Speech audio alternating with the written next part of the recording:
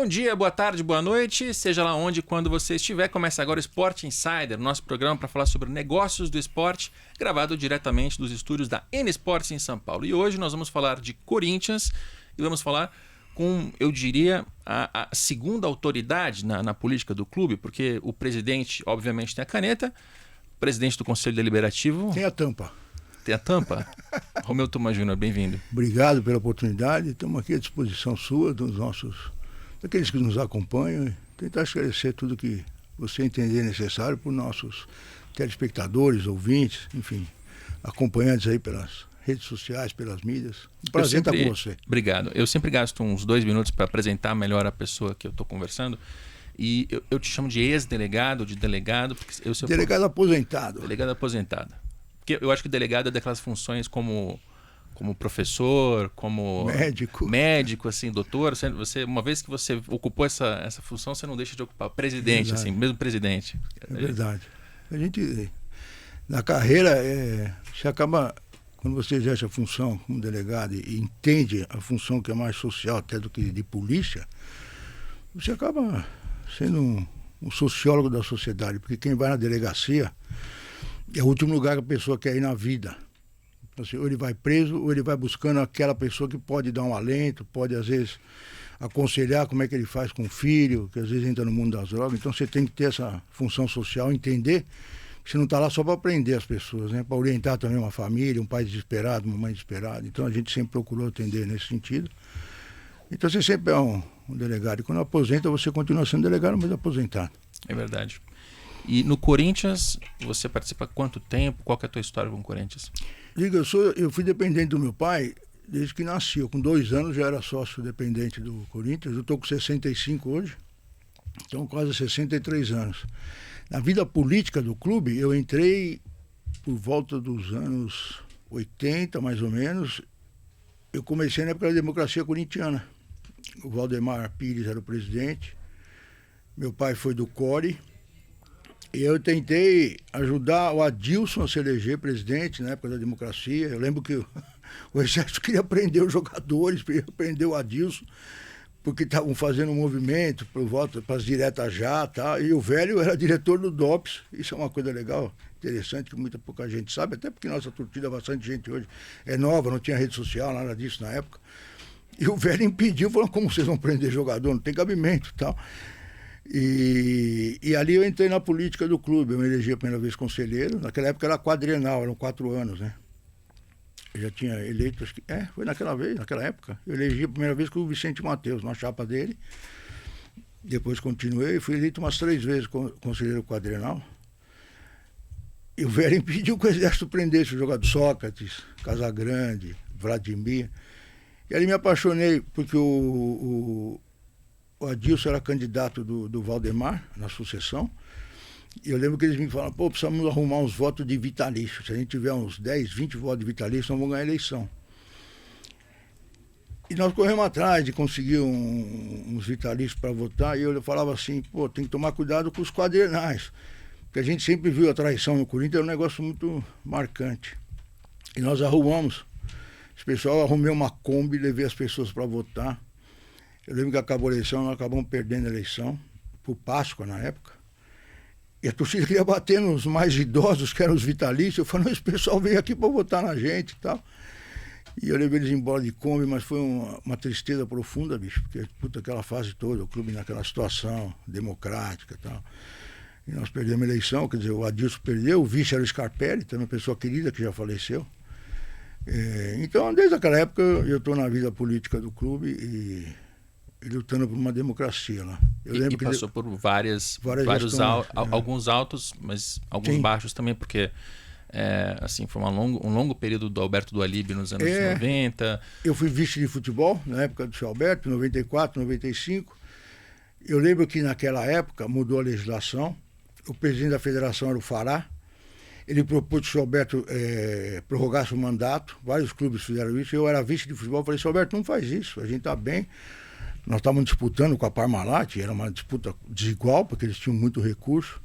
Nós chegamos a vice-campeão brasileiro. Ganhamos a Copa Bandeirantes 94, que nos dava a vaga na Copa do Brasil do ano seguinte, que nós ganhamos. Eu falei, Alberto, tá bem, vamos fazer eleição, democracia. Tá? O Fará falou para prorrogar o mandato, porque a legislação permitia. Eu falei, não faz isso. E a gente começou a se entender, acabou em 95 indo embora, também que briguei com a federação, eles queriam perseguir o futebol por minha causa. Tivemos atrito com a CBF, na época era o Ricardo Teixeira, a gente vetava árbitro, enfim, a gente brigou muito na época. A gente era mais novo, tal, tinha aquela impulsividade também de torcedor, mas enfim, eu militei nessa área, fui vice de futebol. Enfim, desde essa época a gente está militando, conhece os meandros de futebol, e você, quando é dirigente, você muda um pouco a maneira de torcer, porque você conhece os meandros, conhece as questões mais internas, então você começa também a respeitar mais seus adversários, porque sabe que dentro do bastidor, dentro do vestiário, a coisa é um pouco mais diferente do que o torcedor, obviamente, que vive muito mais emoção e a irracionalidade. Então a gente também, às vezes, toma algumas atitudes como dirigente, porque também compete como dirigente, você tem um pouco mais de cautela, respeito e evitar certas falas, certas coisas que acabam levando... O futebol ele tem um arcabouço de emoção muito grande, muito perigoso. Eu lembro que como policial também tive a oportunidade de estudar a questão dos hooligans, quando eu estava na Interpol, e a gente sabe que as pessoas, quando estão em massa, e muita gente, eles acabam agindo de uma forma muito diferente. E eu lembro que nessa época que a gente fez isso tudo, você conhecia as famílias dos hooligans, na Inglaterra especificamente, e era muito... Eles falavam, poxa, mas esse pessoal é tão calmo, tão tranquilo no dia a dia, na escola, no trabalho. Quando eles estavam em massa, era uma coisa que transformava as pessoas. É isso que eu venho sempre advertindo, para tomar cuidado. A gente fala isso com jornalista, com o pessoal que tem site e tal. Vocês fazem postagem, mas não imagina o que uma postagem leva depois dos comentários, o quanto isso inflama o torcedor, que obviamente vive emoção, aquele torcedor sofrido, que deixa às vezes de pagar uma refeição em casa, deixa de comprar um leite para a família, toma chuva, toma sol, e às vezes é insuflado por um comentário que às vezes você escreve e não pensa. Eu sempre orientei minhas filhas, falo, rede social, você se imagina na Praça da Sé com 100 mil pessoas na porta da igreja, da catedral, e fala, tudo que você for escrever, imagina você falando para 100 mil pessoas. Se você achar que está tudo bem, fala e escreve. Se você chamar, você não tem coragem de falar isso para 100 mil pessoas, então não escreve na rede social, porque é um mundo que você não está sozinho. Parece que você está no seu quarto, sozinho à noite, mas quando você escrever isso, depois é difícil voltar. Você sabe que essa metáfora, eu sempre pensei nela também, coincidentemente. Não exatamente na Praça da Sé, mas eu imagino que a rede social ela é como você está numa praça com um megafone falando. É isso, é exatamente isso. Talvez você esteja falando para ninguém, mas talvez você esteja falando para muita gente. É isso. E se o que você diz ali te compromete de algum jeito ou insufla as pessoas a coisas ruins, como violência, tem que ter responsabilidade. E sobre a participação dos torcedores, hoje, né, fazendo um salto no tempo lá dos anos 80, 90, que a gente estava falando para 2025, hoje dá para perceber que o torcedor ele está, de certo modo, desesperado com a situação do clube, porque envolve uma baixa competitividade há vários anos, envolve dívidas que vêm aumentando, uma situação financeira que ela é muito falada entre os torcedores, envolve uma situação política em que o Corinthians teve uma longa continuidade do grupo Renovação e Transparência e depois entra um opositor e esse opositor se demonstra pior ainda, pelo menos essa é a minha opinião, mas a gestão do Augusto Melo foi toda muito conturbada. E o torcedor desesperado, eu percebo que ele raciocina com mais dificuldade, né? A emoção fala mais alto. Perfeito. Então a gente vai falar de vários assuntos aqui hoje que tocam isso. SAF, Safiel, a governança do clube, democratização, que eu acho que são assuntos muito importantes que a gente tem que falar com a cabeça fria. Começando pelo começo, como é que é a estrutura do clube, né? É um clube presidencialista, ele tem a eleição do presidente, mas o Conselho Deliberativo, o Conselho Fiscal, o CORE, qual é a função de cada um desses órgãos, as responsabilidades, para a gente entender? Todas as funções são estatutárias. Ele é uma associação, a princípio sem fins lucrativos, como toda associação esportiva. Nós temos um estatuto que está muito desatualizado. A última reforma que nós tivemos, salvo engano, reforma profunda, ela foi em 2007, 2008, por aí, 2006.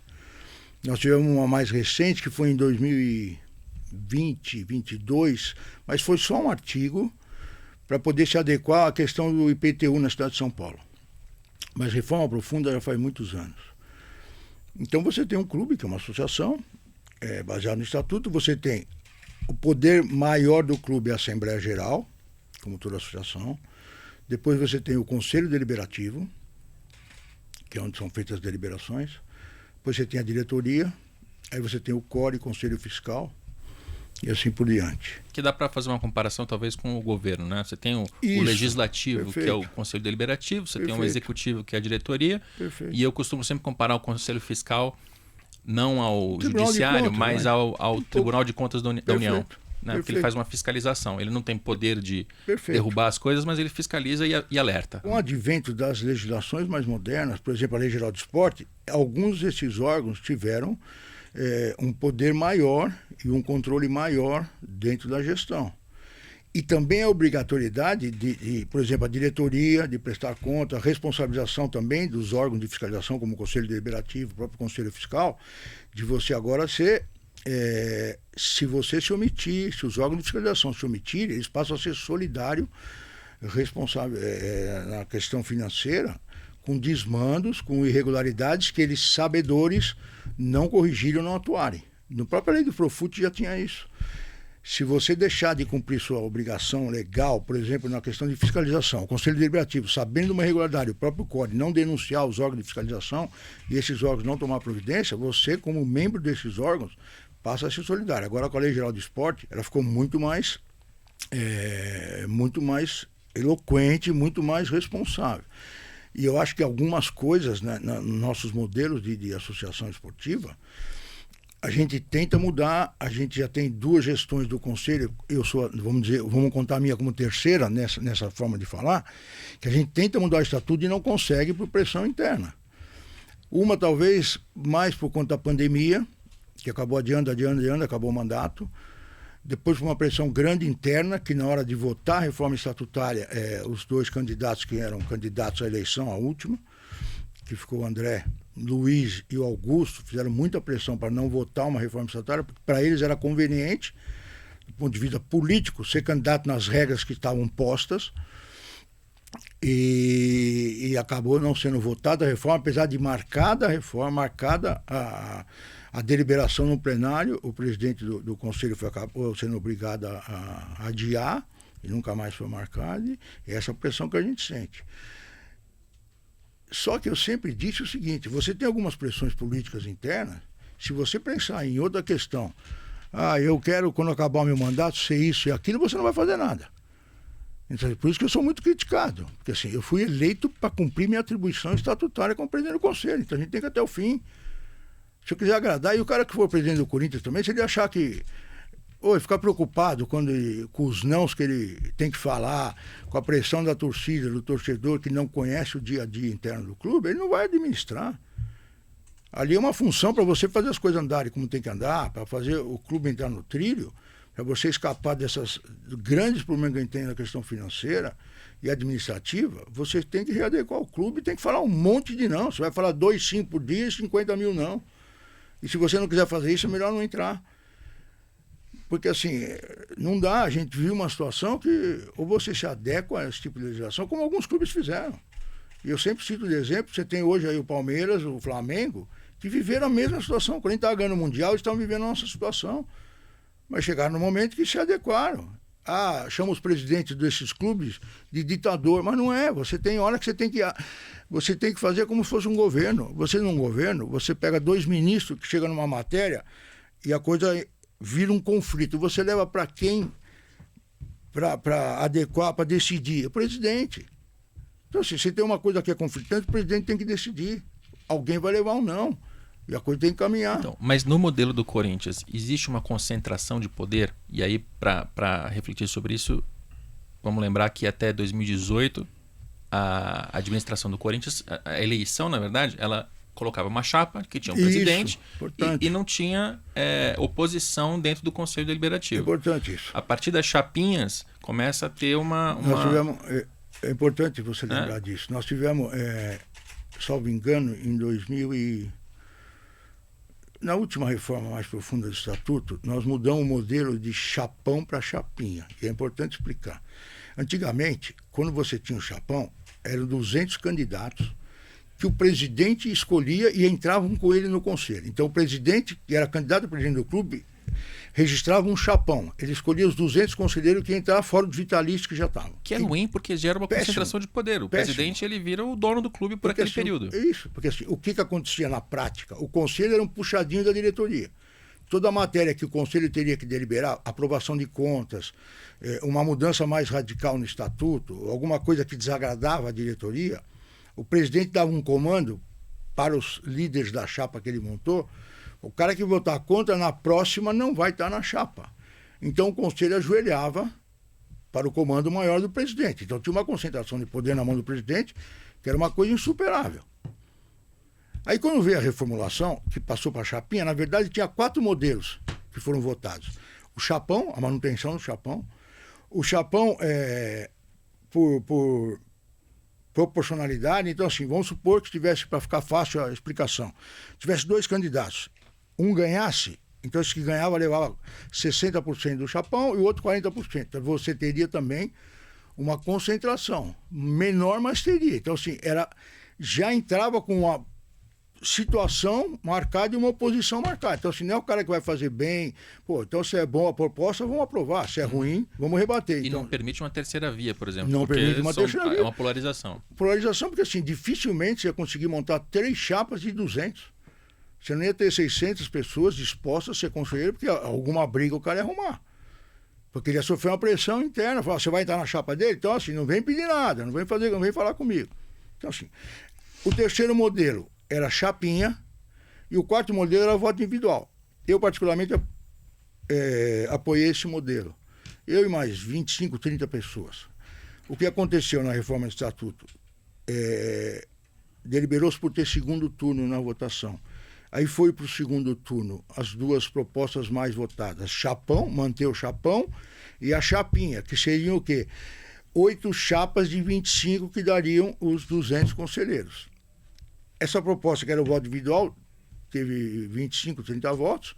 No segundo turno, nós votávamos com o voto individual, que assim, cada conselheiro era candidato por si só, os 200 mais votados pelos associados estavam eleitos. Acabamos migrando para a chapinha, que era o modelo mais próximo do individual. Acabamos, com essa migração de votos, a chapinha ganhou do chapão, por poucos votos, mas foi justamente a diferença. E aí implantou-se a chapinha, que é o que tem até hoje. Só que o que aconteceu na prática? Aquilo que o presidente era dono do conselho praticamente, que o conselho se ajoelhava pela vontade do majoritário, que era o presidente, virou o contrário. Hoje, as chapinhas que se elegem acabam fazendo o presidente refém. Porque assim, vamos dar o exemplo da última eleição, que está mais refrescada na cabeça de quem está nos acompanhando. Na eleição do Augusto com o André, elegeram 4 chapas de situação, que foram com o Augusto, e 4 chapas de oposição que apoiavam o André. Então o conselho, tirando os vitalícios, o vitalício virou voto de Minerva. Você tinha 4 chapas que estavam apoiando a situação e 4 oposição. Então, assim, qualquer chapa que você conseguisse trazer para o seu lado, você teria a maioria em tese no conselho. Então virou o quê? Uma barganha. O presidente tenta trazer uma chapa, a chapa vai lá e negocia. Fala, eu quero uma diretoria tal para te apoiar no conselho. Então, assim, começou a aparecer os donos das chapinhas, que muitas vezes não tem poder sobre a chapinha, mas eles criam uma cisão interna. E se o cara se elegeu para a chapinha, no dia seguinte ele quer sair da chapinha, quer ser um conselheiro independente. Então, isso virou um modelo que, da mesma forma que o chapão agia e era prejudicial, passou a ser prejudicial. Porque aí o cara era obrigado a dividir o governo. Então, assim, ele ganha a eleição, mas, tem que administrar partilhando cargos. Então, assim, tudo aquilo que eles comprometeram na eleição, eles não conseguem executar, porque ele é obrigado a dar cargo para todo mundo e a gestão, aquilo que ele prometeu na gestão, ele não consegue cumprir. Ele tem que criar um centrão. É isso. Ele tem que, para governar, ele tem que montar um centrão tal qual a política uma divisão real. de cargo, por quê? O que acontece na prática? Você tem, nessa outra mudança estatal também, a gente tinha vice-presidências. Então você tinha os vices eleitos, que é o presidente mais 2, e as diretorias eram vice-presidência, porque embaixo delas teria diretorias. Você pega, vou dar um exemplo, o esporte terrestre, para quem vive o Corinthians conhece. O esporte terrestre, nós temos 50 esportes concentrados na diretoria do esporte terrestre. Quando rebaixou a categoria de diretoria, embaixo do diretor só tem departamento. O departamento não tem diretor de departamento. Então virou o quê? Assessor que começou a tomar conta dos departamentos. Só que na hora que você faz o organograma, eles não aparecem. Então começou a se nomear chefe de departamento como assessor. E o associado não sabe quem é o assessor de qual departamento. Por isso, nessa reforma atual, a gente está voltando para ser vice-presidente, para você ter um modelo de transparência. Muita gente fala, estão criando aí 25 cargos profissionalizados. Não é verdade. Nós estamos apenas dando transparência ao que já existe hoje. Porque hoje você tem 320 assessores no clube. É uma vergonha. Porque alguns deles trabalham efetivamente, são pessoas que tomam conta de departamentos. Nós estamos limitando até 120, porque a gente quer voltar ao departamento, ter um diretor e a vice-presidente que comanda. Você pega, por exemplo, futebol. Quando o clube vai numa reunião da Conmebol, numa reunião da CBF, numa reunião da Sul-Americana, você chega lá, quem que é esse representante do Corinthians? É um diretor.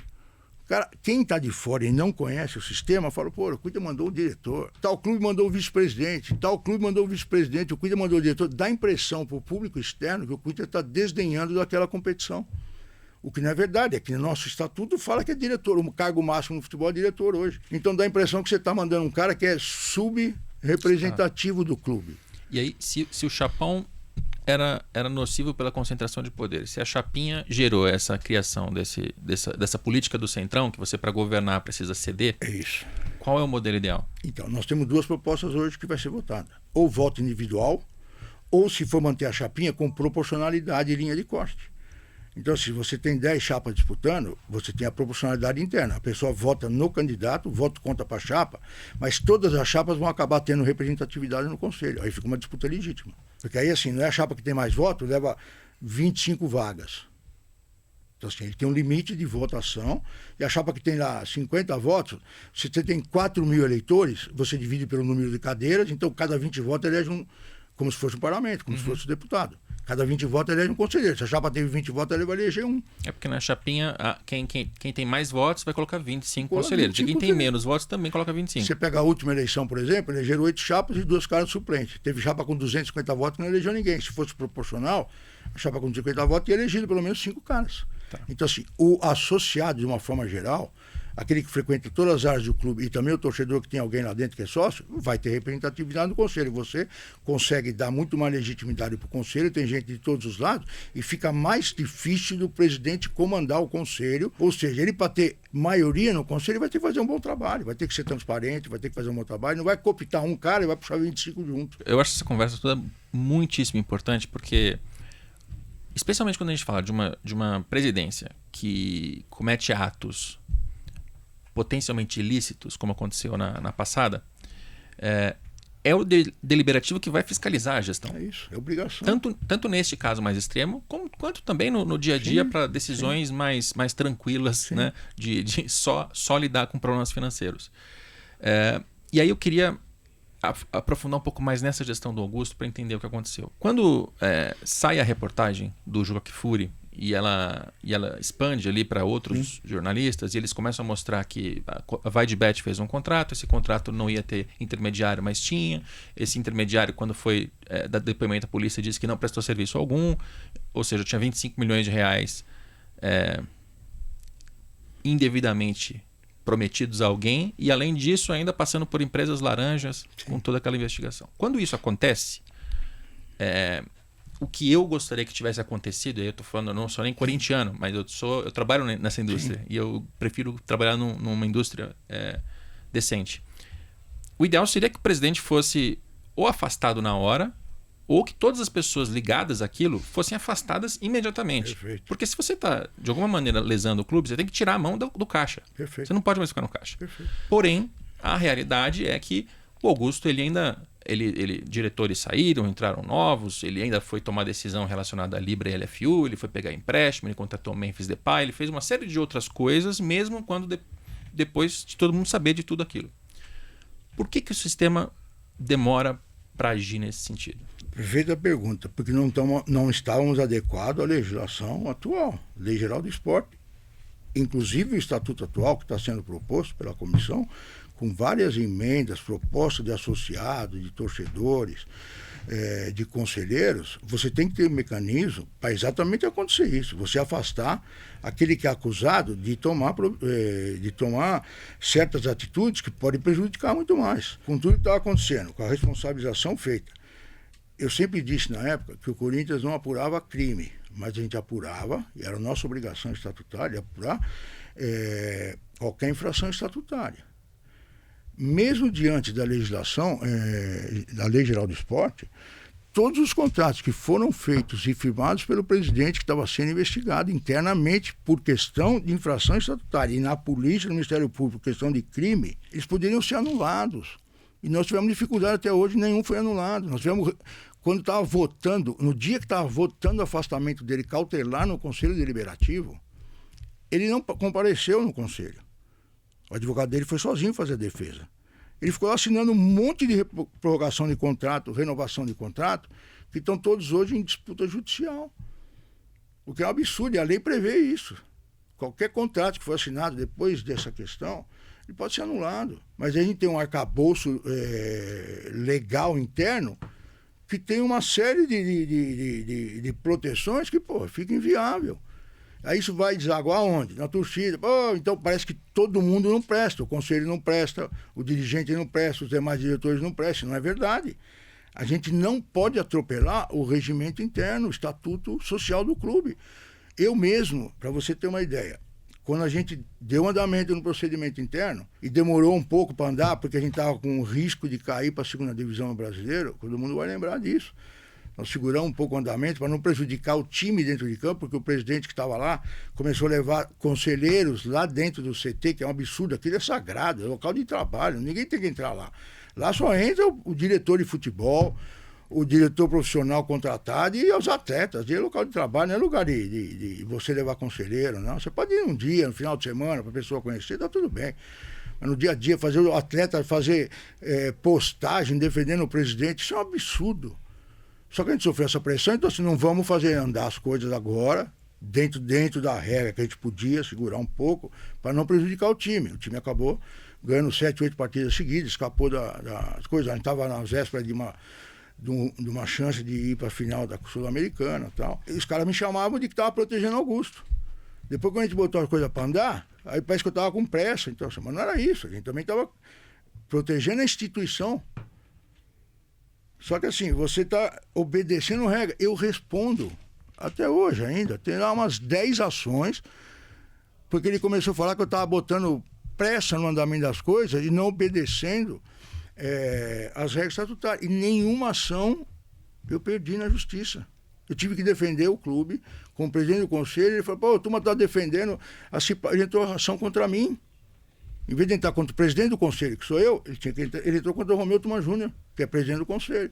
Eu tive que defender sob pena de anular tudo. Mas a justiça reconheceu que todos os atos que nós tomamos, todas as atitudes, todos os procedimentos estavam corretos dentro do que prevê o nosso estatuto. Então, assim, você imagina a pressão que é, e assim, se qualquer ato ilícito, qualquer ato irregular que a gente tivesse tomado dentro do não respeitando o estatuto, a gente poderia ter botado tudo a perder, o clube correndo sério risco de punição. Então, assim, esse arcabouço legal interno precisa alterar. Nós precisamos prever, além do que a Lei Geral do Esporte prevê, nós temos que ter mecanismos para poder facilitar esse afastamento imediato. Quando você tem um dirigente acusado de malversar o recurso público do clube, o recurso do clube, porque o Corinthians não dá para dizer que é uma associação particular, mas, Sim, é uma instituição privada, mas ela tem um interesse tão público. Mais do que vários países. Então, assim, você tem que ter um mecanismo de afastar as pessoas que estão... Uma coisa é o cara falar que fez uma gestão ali que está errada, o cara fez isso, uma contratação errada, faz parte do futebol. Você vai contratar um jogador que não rende, gastou uma fortuna, tudo bem, mas outra coisa é você ter alguém acusado de desviar recursos do clube. Você tem que afastar imediatamente, você tem que ter mecanismo. Só não pode fazer fora do estatuto, tem que mudar o estatuto e a gente prevê. Nessa alteração estatutária já tem mecanismo que dá condição do clube fazer esse afastamento, sem fazer prévio julgamento. Pode funcionar? Você tem regra agora. Qualquer um que for acusado e tal, tiver prova, você afasta cautelarmente, leva para o conselho e volta. Porque senão você tem que depender do conselho votar um processo lá que demora 40, 60, 60 dias, 120 dias, dependendo como o cara quer ter o direito de defesa. Tal. Aí vai para a Assembleia Geral, você leva 2 anos.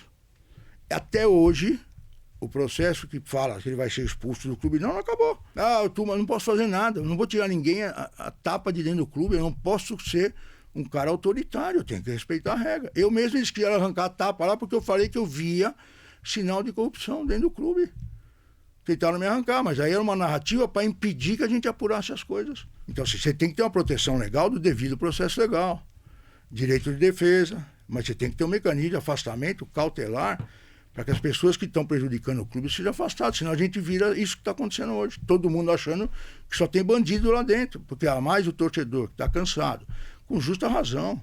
Todos nós somos torcedores e estamos cansados disso, mas tem que ter responsabilidade. Até porque nessa parte de narrativas, as narrativas elas têm muito poder com a opinião pública. Perfeito. E eu lembro de quando Augusto ainda estava no cargo e já havia um movimento mais forte para tirá-lo por meio do impeachment, os argumentos eram o Corinthians não pode julgar ele culpado se a polícia ainda não julgou. Eu disse isso no Sport TV na época, porque eu trabalhava na Globo. Uma bobagem.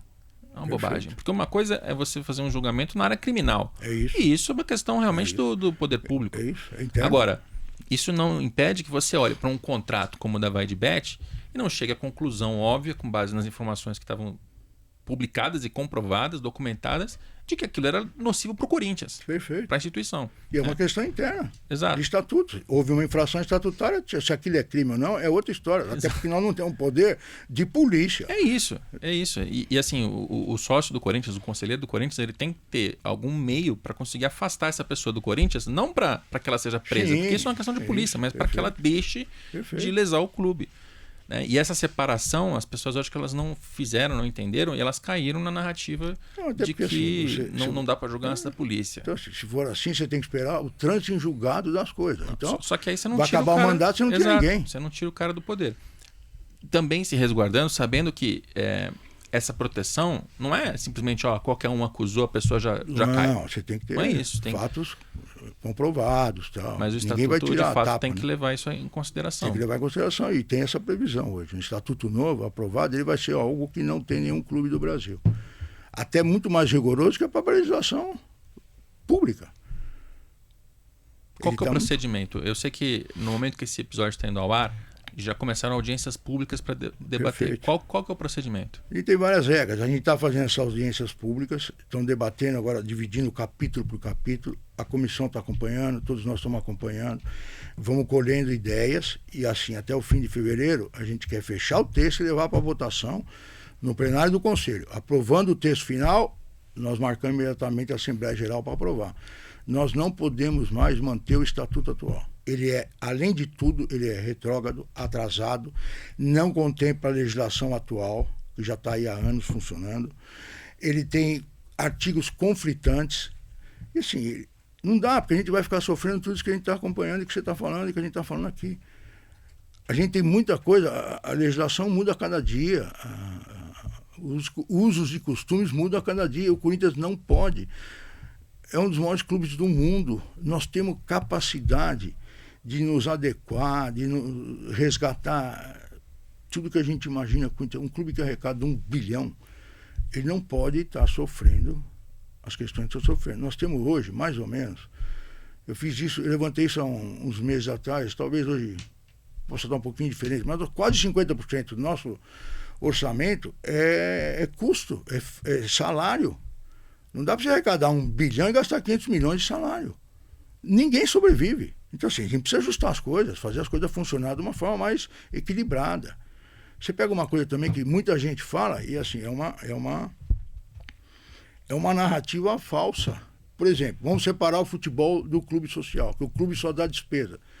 Não é bem assim a conta. Hoje falam que o clube deve 40 milhões e o futebol é superavitário. Mas hoje, na estrutura que nós temos, quem paga as contas do futebol é o clube. Você só tem um CNPJ. Então, assim, a estrutura do jurídico toda que usa para o futebol, quem paga é o Parque São Jorge. Todas as ações judiciais que você tem, por exemplo, casos de ex-atletas que estão processando o clube, o clube está condenado, quem paga a conta vai na rúbrica orçamentária e nas contas do clube social, é o Parque São Jorge. A estrutura administrativa está no Parque São Jorge. Está tudo no Parque São Jorge. Então, assim, não é verdade que o Parque São Jorge é só deficitário por conta dos gastos do Parque São Jorge. Os 40 milhões de déficit, você pode lá que 30, quase 35 milhões é por conta da estrutura do futebol. Então, assim, tem que separar? Acho que tem que separar. Mas, assim, vamos usar a narrativa correta. Porque senão qualquer um que vem fala assim, eu quero comprar o futebol. Porque o clube, não é verdade. Essa parte, ela tá no balanço. E o balanço leva a crer o oposto do que você está dizendo. Por quê? Quando a gente abre o balanço, lá está assim, receitas, custos, resultado do futebol e da parte social. E existe uma linha ali chamada rateio de despesas administrativas que tira um valor alto de um e coloca no outro. Então, eu mesmo, quando faço análise, eu desfaço esse rateio porque está evidente que ali é um número que está sendo colocado para, de certa forma, aliviar o número do clube social. Mas eu nunca tinha visto por esse lado de que... abre. Não, é que não tem essa abertura. Não tem essa abertura. Mas assim, que os custos de financeiro, jurídico, etc. Administrativo, advogados. Social. Quanto advogado a gente paga para defender a causa do futebol? Quem está pagando é o clube. Não está lá, não. O futebol tem assim, nós tivemos superávit, ganhamos isso, ganhamos aquilo e tal. O salário está lá, tá. E os advogados que a gente paga, a estrutura jurídica, onde está? Parque São Jorge. Administração, Parque São Jorge. Está tudo no Parque São Jorge. O pessoal do futebol está no Parque São Jorge. Tem que abrir isso com muita clareza. É porque quem está do lado de fora, como eu, não tem como achar essa informação. Não tem como achar, lá. Perfeito. Então, o próprio clube, assim, o Corinthians tem um problema grave. Que eu sempre falo isso com um corintiano, torcedor normal, igual todo mundo. Quem mais fala mal do Corinthians são os corintianos. Por vários motivos. Um, porque quer comprar o Corinthians, então fica falando, vai apagar a luz, vai cortar a luz. Não vai ter dinheiro o mês que vem para comprar. Aquele que desdenha porque quer comprar. O torcedor, por causa de uma questão política, porra, isso aí não dá, tem que acabar, tem que fechar, tem que virar SAF. Manda pro Ministério Público mesmo para fechar lá. Tal. Então, todo mundo fala mal, é impressionante. Você não vê nada que fala assim, peraí, pessoal, nós estamos falando do nosso clube. Porra, isso aqui tá certo, não importa quem fez, se foi o Augusto, se foi Osmar, se foi André, se foi fulano, não importa, isso aqui é muito bom, vamos defender, para de falar mal do nosso clube aí, velho. Vamos defender o Corinthians. O que está errado, nós temos que falar que está errado, temos que punir, temos que expurgar do clube. Ok, estamos de acordo, mas o que é bom nós temos que defender. E se for uma... Aonde você viu, igual nós estamos descascando o Corinthians, qualquer outro clube do Brasil? Estamos falando de cartão de crédito. Tá bom. Qual outro clube tem essa lá? Porra, essa devassa. Cadê a vítima para reclamar? Gastaram o meu cartão aí, eu sou vítima. Não estou defendendo, mas eu estou dizendo assim, eu estou só pedindo exemplo para ver aonde aconteceu isso. Porque a gente não gosta de um, nem gosta de outro, vamos expor o clube, vamos fazer lá dentro, tudo bem, mas peraí. Ninguém fala bem, todo mundo quer desvalorizar a marca, o clube para vender mais barato? Não estou entendendo. Então, nessa temática, você falou de SAF e falou de quem desdenha quer comprar. Tem dois assuntos aqui que eu vou tratar eles separadamente. Um é SAF, o outro é SAFiel, que para mim são coisas diferentes. Então, deixa eu começar pela SAF. Você estava falando da separação de clube social do futebol. Perfeito. Fosse a caneta minha, eu também separaria. Eu acho que as coisas ficariam mais claras. Perfeito. Com o futebol tendo os seus ativos, seus passivos, tendo as suas receitas, seus custos e tendo e sendo um meio para profissionalizar radicalmente o futebol. Né, para impedir que o clube como um todo, com o centrão, com a governabilidade, política, etc., coloque ministros amadores, porque essas figuras não cabem mais no futebol profissional. Então essa separação eu faria. E você? Eu acho que sim, mas assim, nós temos um debate que começou agora por alguns motivos. Vamos lá. Por toda a situação que a gente está vivendo politicamente, por toda a disposição, por toda essa confusão que está dando.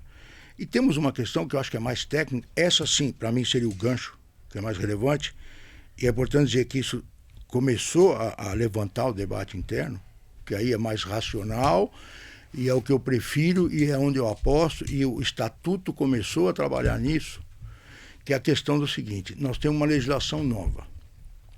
A partir de 2027, ela entra em vigor efetivamente. As associações vão ter que pagar um imposto alto.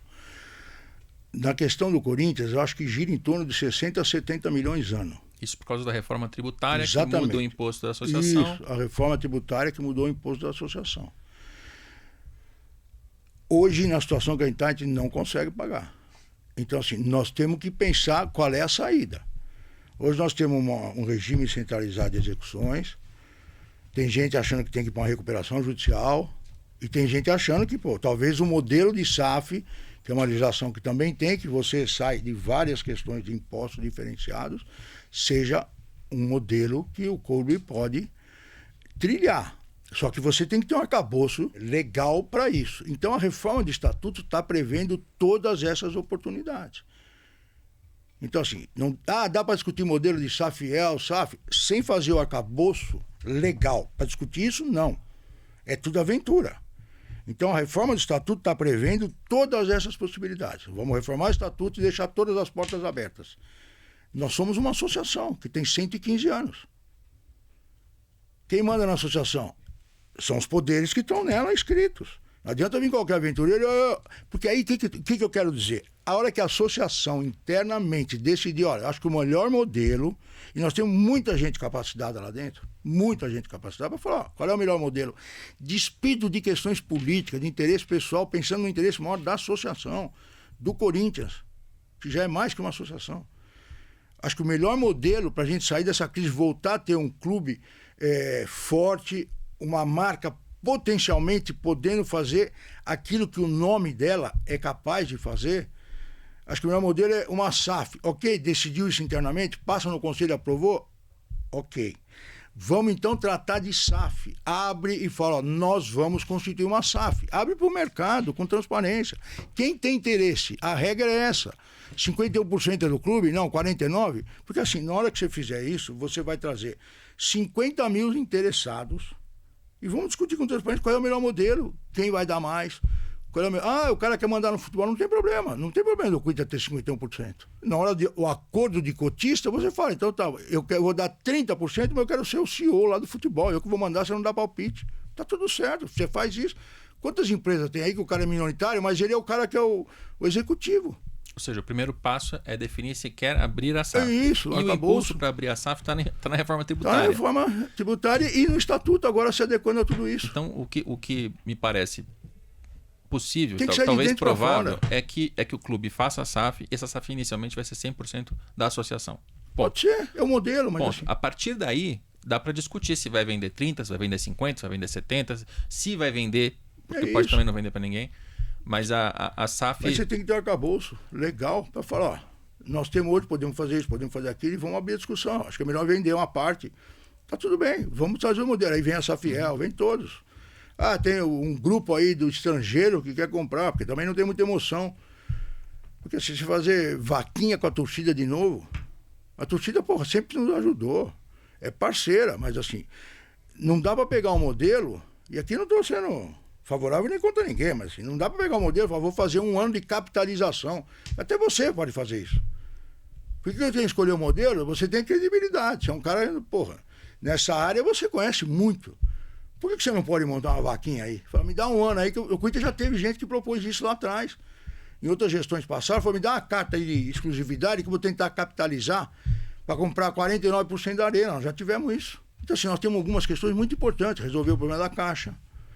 Vai fazer uma SAF, qual é o melhor modelo? É esse, então vamos abrir para o mercado. Pode vir gente do exterior também comprar. É por isso que eu separo os dois assuntos. É porque isso, quando a gente fala de SAF, é uma coisa. É uma coisa. A SAF-EL é uma proposta que vem de fora para dentro, o que para mim é inviável, é ilógico. Aí que está o erro. Isso tem que ser de dentro para fora. A associação precisa falar assim, nós precisamos constituir uma SAF, que vai vir um baita imposto, a associação não tem como bancar, nós já temos uma dívida grande, galopante, nós precisamos mudar, reverter esse quadro. Primeiro, assim, meter um teto de gastos, que também tem proposta no estatuto. Nós não podemos gastar mais que 90% que arrecada. Então parou, estancamos, não vamos ter time para jogar, não queremos perder mais. Então tá bom, então temos que criar um modelo. É SAF, então vamos vender a SAF. Mas é de dentro para fora. Eu sou dono do negócio, eu não consigo pagar, eu arrumo um sócio.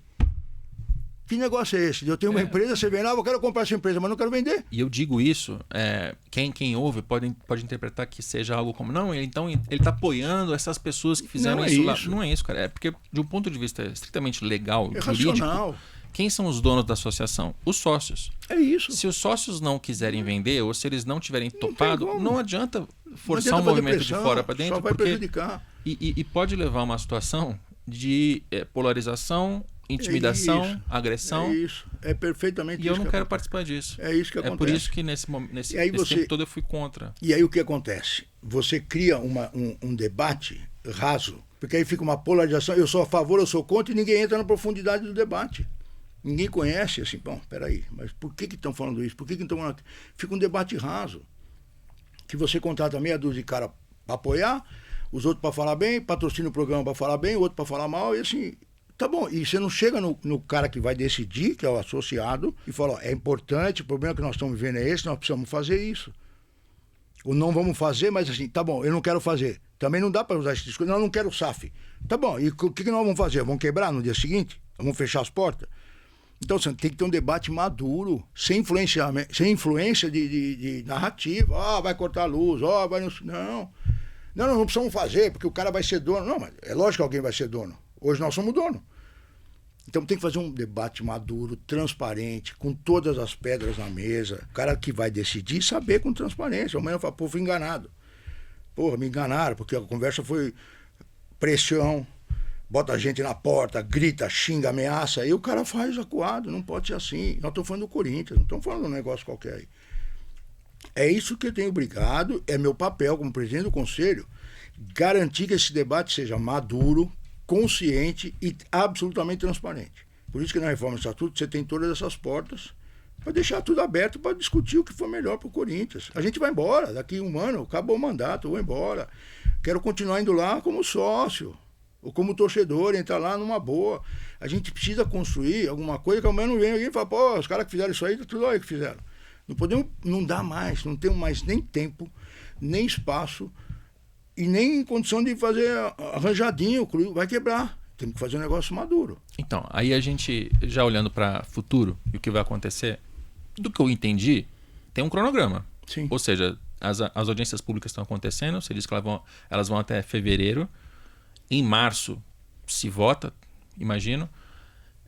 Assim, o tempo para se constituir uma SAF e tomar essas decisões todas, assim, pode começar a partir de março, mas a temporada já vai ter começado, já vai ter pressão para o resultado, problemas financeiros, fair play financeiro. Tá aí. Fair play financeiro está aí e ele tem regras que vão pegar, né, já a partir do ano que vem. Esse é o cronograma? Eu entendi direito? Assim, tem algum outro ponto importante que deva ser lembrado? Um ponto importante que eu queria deixar claro aqui é que na reunião que nós tivemos no Conselho, que foi estabelecido esse debate, a comissão já tinha proposto que essas audiências fossem colocadas. Eu fui voto vencido. Óbvio, como presidente do Conselho, eu não posso impor nada. Eu dependo do colegiado. Mas eu queria, a proposta da comissão era que tivesse realmente esses debates, essas audiências públicas, todas por capítulo. Eu falei isso em agosto, salvo engano. Que a gente ia tentar construir com as lideranças uma forma de votar por capítulo. Aí a comissão pediu para que a gente tentasse fazer uma extensão do debate, só que eu queria começar no dia seguinte daquela reunião. Eu anunciei um calendário no plenário, o Conselho foi contra, que começava no dia seguinte, a gente terminaria nesse ano, em dezembro, votaria a reforma do Estatuto, salvo engano, no dia... que era um dia seguinte, na véspera da final da Copa do Brasil, que a gente espera estar lá, se Deus quiser, no Maracanã, dia 21, votaria dia 20 no Conselho e votaria ainda esse ano na Assembleia Geral. Votaria nesse 20 de novembro agora e 24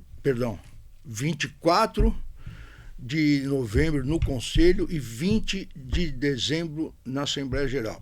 Aí eu fui, voto vencido, tive que respeitar o plenário. Aí tivemos que readequar a agenda. Então ficou até fevereiro para votar no Conselho e até março na Assembleia Geral. Mas pedi e o Conselho aprovou por unanimidade. Ainda que se vote até março do ano que vem, tudo que for deliberado vale a partir da próxima eleição. Isso o Conselho por unanimidade aprovou.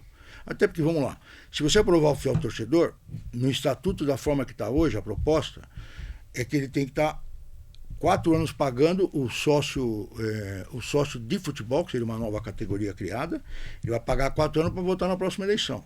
que vai ser em 2029 e 30. Ele não vai ter 4 anos. Se votar em março, ele vai ter 3 anos e pouco. Então, se ele só iria votar em 34. Eu falei, então, peraí, se nós vamos retardar a votação, nós precisamos garantir que, se for aprovado, ela vai retroagir. Então, excepcionalmente, nessa primeira vez, aquele que pagar 3 anos e 7 meses, 8 meses, desde que, assim, aprovou o estatuto, dá 90 dias para ele se cadastrar, e aquele que se cadastrou desde o começo, se ele completar 3 anos e 8 meses, 3 anos e 7, 3 anos e 8, ele vota na primeira, porque a gente está retardando aqui a votação. Então não justifica, vai empurrar 7, 8 anos, porque assim, nós também chegamos no momento, não tem sentido mais a gente deliberar as coisas no Corinthians com 3 mil sócios, um universo de 35 milhões de pessoas. Pô, não tem mais cabimento. Nós temos clubes que já fazem isso faz tempo. Eu acho que chegou a hora também de dividir, até porque, sendo muito honesto, nós perdemos a capacidade de tomar certas decisões desde o Parque São Jorge. Nós tivemos muitos anos para decidir as coisas e não conseguimos avançar, porque tudo é disputa política. Tudo tem interesse. Eu estou sendo muito transparente. Não estou dizendo que são todos interesses ilegítimos. Tem até interesse legítimo. Os caras se juntam lá, gente que era antagônica de ideia já está junto porque é da eleição do ano que vem. Então o cara não quer votar isso, não é porque ele acha que é ruim para o clube, porque ele acha que é ruim para o estatuto, porque é ruim para o Corinthians. É porque é ruim para ele e para o grupo dele, que ano que vem ele quer ser candidato.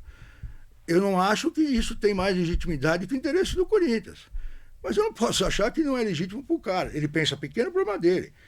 Pô, não dá para a gente ficar decidindo as coisas porque o interesse interno, lá, esquece. Tem coisa que... o Corinthians é muito maior que todos nós. O Corinthians vai viver 1 bilhão de anos, nós vamos morrer. O que me parece claro é que o torcedor, o fiel torcedor, o sócio torcedor tem que votar. Essa pelo menos é a minha visão. Eu ainda vou lutar para eles votarem no que vem também. Até para poder separar um pouco as questões de clube social e futebol. Sim. Porque o sócio do Parque São Jorge ele está preocupado com o futebol, logicamente, porque ele é corintiano, mas ele está muito preocupado também com o clube, com o convívio, com as regras sociais, com a piscina, com a bote, sei lá, quais são as preocupações. Então, a entrada ele comprou um título para ter um clube para ele frequentar. Exato. É legítimo. E eu acho que ele deve votar, e ele deve restringir as decisões relacionadas ao clube social. Sim. Até por isso, acho que essa separação de SAF, de SAF com futebol e clube social na associação pode ser muito boa, porque... Pode, eu acho que a SAF tem condições de dar recursos para o clube, porque ela vai ter condições de arrecadar muito mais, tal, ajudar, porque assim, nós não podemos esquecer que o clube sustentou o futebol durante quase 100 anos. Hoje ainda paga umas contas lá, como eu estou te falando, por isso que a nossa dívida também cresce. Mas acho que a SAF terá condições de sustentar o clube, porque vai ter mais recursos, dá para fazer as suas coisas, dá para fazer bem, o Corinthians continua convivendo. E quando dezenas de milhares de pessoas puderem votar, vai ter. Talvez centenas de milhares, claro. A chance de você manipular por meio de narrativas internas e conchavo é muito mais difícil. Muito mais difícil. Aí talvez o problema passe a ser populismo, mas aí é uma outra questão, você amplia. A gente tem que criar mecanismos para evitar. O cara fala, vou trazer um cara que vai investir 1 bilhão. Mentira, corta o cara. Mas aí também tem que ter racionalidade nossa. O cara que se iludir com isso, paciência. Você não vai conseguir fechar todas as portas do tempo todo. Assim, aí também é a mesma coisa que a gente reclama pra caramba do Congresso. Quem elege os caras somos nós. O eleitor também tem responsabilidade. E lá dentro é a mesma coisa. O Corinthians é uma mini sociedade, é um mini Brasil. Você tem o pessoal de esquerda, de direita, enfim, bolsonarista, lulista, tal, mas, a gente também tem consciência que o conselho é a representatividade do associado e de toda a torcida. Então, assim, tem gente boa? Muitas. Tem gente ruim? Um pouco, mas a culpa é nossa. Ninguém está lá pela porta do fundo. A gente tem que escolher melhor. Eu sempre cobrei isso. Tem que cobrar o conselheiro de prestar conta. O cara, na hora de se eleger, ele faz o diabo lá. Porque ele ganha, tem que começar a prestar conta. A gente fez uma coisa que nunca foi feita, audiências públicas. Estamos fazendo agora, já fizemos antes. Então, assim, tem que prestar conta. Você pede o voto, vai lá prestar conta, fala o que você está fazendo. Por que você vota desse jeito? Por que você vota daquele? Por que você não aparece na reunião? Então, assim, o sócio tem que cobrar desses caras. Isso é um convívio democrático em sociedade. Se você põe alguém para te representar, cobra do cara. Se você não cobrar, você vai reclamar. O cara se esconde, né? Agora, fazendo uma pergunta final e bem de torcedor, tudo isso que a gente debateu aqui é de extrema relevância na reestruturação do Corinthians, política, administrativa, e que isso vai ser o que vai determinar a parte financeira depois. Só que isso vai levar tempo, né? Como a gente falou do cronograma aqui, não dá para esperar que as coisas sejam revolucionadas em janeiro, em tempo do Campeonato Paulista. Para o torcedor, o que ele tem que fazer é confiar no mandato tampão do Osmar Stabile. Enfim, o que você consegue dizer para o torcedor que está aflito com o começo do campeonato, com a conta que não está sendo paga, com etc, etc? Primeiro, eu acho que ele tem que confiar na gente, tem que ter um pouco menos de emoção, um pouco mais de racionalidade e saber que lá não é todo mundo que não presta como está essa pressão, já que todo mundo está dentro do Parque São Jorge, tem que morrer, extinguir, porque não é assim, não é verdade. Tem muita gente interessada, tem muita gente querendo resolver, porque todos nós somos torcedor. Não é assim que funciona. Não é assim, não é esse discurso, não é essa onda de pressão que vai arrumar as coisas. Não tem solução fora do estatuto, seja ele o atual ou o futuro. A gente tem que ter respeito pelas coisas institucionais. Então, assim, em algum ponto a gente tem que se pegar junto. O melhor é reformar? Ok. O melhor é mudar o estatuto? Ok. Vamos botar a regra no estatuto que agrade todo mundo, que seja o melhor para o Corinthians? Então a gente tem que ter um ponto de partida que é o Corinthians, pelo menos. Primeiro. Segundo, tem que ter consciência que nós vamos ter que cortar na carne. Não dá para ter um time de primeiro mundo com uma dívida de quinto mundo e achar que nós vamos ganhar tudo. Não dá. A gente tem que ter... Nós vamos cortar na carne. Nós vamos sofrer algum tempo. Para fazer as coisas direito, nós vamos ter que sofrer um tempo. Tentar montar um time que, assim, eu não sou presidente do clube, então, assim, eu falo como torcedor isso. Eu acho que a gente vai ter que sofrer um tempo para botar as coisas no trilho e buscar o melhor para o Corinthians, construir um discurso mais equilibrado, a gente parar de falar mal do Corinthians em si. Das pessoas está tudo bem, mas assim, a gente tem que parar de falar mal do clube, porque a gente também desmorona a nossa marca, a nossa instituição. Não é bom isso. É ruim porque, assim, tem muitas pessoas boas que começam a se afastar do clube, querem ir embora, não quer mais, a família não deixa o cara ir mais. E são pessoas do mercado, pessoas que têm em boas áreas. A gente já teve lá um GAP, na época mesmo da democracia. Tem muita gente boa que a gente pode trazer para ajudar, sem interesse, gente já estabelecida, consagrada nas suas áreas, que hoje poderiam estar lá nos ajudando em várias áreas, marketing, enfim, em diversas áreas do clube, que hoje tem medo de ir. Porque fala, pô, eu tenho um negócio, cara, amanhã vai lá quebrar minha loja, quebrar minha empresa, estragar minha marca. Então, assim, a gente precisa ter essas pessoas lá. Você pega os clubes, Flamengo, Palmeiras, tem muitos clubes aí que tem gente que ajuda lá. A gente vê quanta gente nós associamos no Flamengo, porque foi naquela época lá, estava lá no Flamengo, os caras, o CEO, todo mundo vem pra cá, mas, pô, vamos trazer nossos corintianos, que tem gente boa pra caramba pra ajudar, e tá todo mundo feliz e melhorando as coisas. Vamos deixar a política de lado. O que é político tá tudo bem, faz parte, mas vamos nos unir por uma coisa que seja boa pro clube. Não é todo mundo que tem má intenção, e não é toda... O cara que ainda que tem má intenção, alguma coisa boa ele tem pra servir lá. Então acho que esse é o primeiro ponto, que a gente tem que ter algum tipo de consciência, que todo mundo tem ao seu lado que pode ajudar. A gente tem que se unir nisso. Acho que a gente tem sim condição de começar isso mais rápido. Na reforma do estatuto tem uma previsão, que era para votar agora até, que teria que montar uma comissão em 40 dias, com 2 membros do conselho, 2 da diretoria, 2 do conselho fiscal e 2 do CORE. Quem ia coordenar era o presidente do conselho, mas a gente até mudou, porque os caras tem que ser o presidente da diretoria, está tudo certo, não importa. Para decidir em 40 dias qual era a saída, analisando todos os números financeiros, fazendo um trabalho de auditoria rápido. A melhor saída é recuperação judicial, a melhor saída é SAF. Vamos decidir, passa pela Assembleia e toca o pau. Que é para correr, para não perder tempo. Porque era uma saída rápida, boa, que a gente já podia ter um sinal e já começar em cima disso.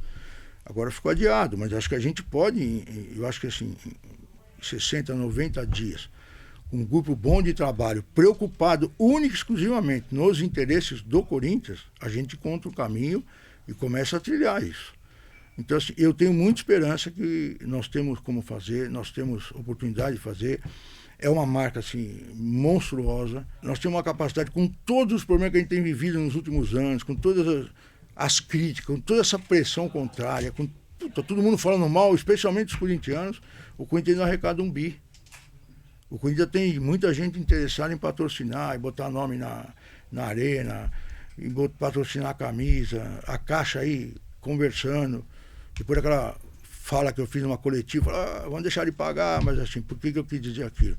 Porque assim, a única coisa é que eles não vão tomar do dia para a noite é estádio. Então dá para negociar. O presidente da Caixa, uma boa vontade danada, tem que conversar. Então assim, Eu acho que a gente tem saída. O que a gente precisa tentar é se unir dentro daquilo que a gente consegue construir junto. Vamos criar ponte. Em vez de jogar bomba em tudo quanto é ponte, você tem que dar a volta lá na Conchinchina para chegar no mesmo lugar. Então, assim, é o apelo que eu faço. Eu não tenho mais interesse nenhum no Corinthians. Eu quero tentar deixar um legado e ajudar o clube a sair disso para a gente poder torcer mais em paz, mais feliz, ganhar títulos. Se Deus quiser, daqui a 2 anos está disputando Libertadores aí. Muito bem. Eu concordo com a afirmação do bilhão. Mesmo com esse caos, o Corinthians fatura 1 bilhão. O que é o sinal de um enorme potencial que ainda tem de crescimento. É isso. E lembrando também que o Flamengo, que é muito elogiado pela sua reestruturação administrativa, financeira, etc., começou com a parte política, começou com milhares de pessoas novas aderindo à Gávea, sendo sócios, e elas é que elegeram o grupo do Eduardo Bandeira de Mello com outras pessoas. Então, tudo isso que a gente debateu aqui hoje talvez seja menos empolgante do que falar de contratação de jogador, de assuntos que o torcedor encontra em outros lugares, mas essa é a base. É o que dá estrutura. Para um recomeço do Corinthians. Obrigado pela participação aqui do podcast. Eu que te agradeço, sempre uma honra estar com você e te agradecer pela oportunidade e pela qualificação que você tem para debater com serenidade esses assuntos tão custosos para nós. Romeu Tuma Júnior, presidente do Conselho Deliberativo do Corinthians e delegado. Uma vez delegado, para sempre delegado. Obrigado Um abraço para você e para aqueles que nos acompanharam. Obrigado pela sua presença, obrigado a você que nos assistiu até aqui. Lembrando sempre que se você estiver assistindo este episódio no YouTube, faça a sua inscrição, deixe o seu joinha, um comentário. Imagino que você vai me xingar muito. Espero que o convidado seja poupado. Como eu falei de Safiel, eu sei que vai vir xingamento. E também, se você quiser saber mais sobre os negócios do esporte, sportinsider.com.br. Faz a sua inscrição lá para receber a newsletter. Toda terça e sexta tem o melhor conteúdo sobre negócios do esporte no seu e-mail. Tchau!